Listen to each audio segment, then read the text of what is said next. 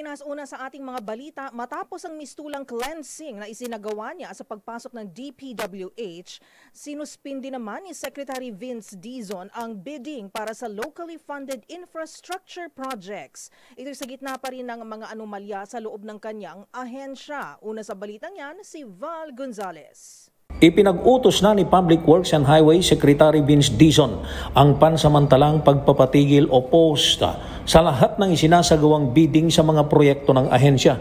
Itong inanunsyo ng kalihim sa gitna pa rin ng kontrobersiyang dulot ng ibinunyag ni Pangulong Ferdinand Bongbong Marcos Jr. na maraming mga DPWH projects na tadtad ng anomalya sa turnover ng liderato ng DOTR sa San Juan City. Simula ngayong araw ay pansamantalang tigil muna ang bidding process sa lahat ng mga proyekto na locally funded. Pero paglilinaw ni Dizon, tuloy pa rin ang mga malalaking programa na foreign assisted. Ito aniya ay dahil nababantayan ito ng mga dayuhang counterpart at iba pang mga government agencies. Sabi ng kalihim, kailangan munang pag-aralan at isailalim sa pagsusuri ang lahat ng mga proyektong ito gaya ng mga flood control at road projects.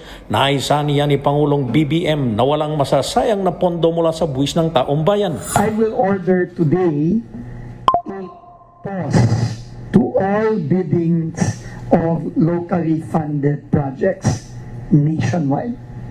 Pause. Why ako nagpapapause? Bakit ako nagpapapause?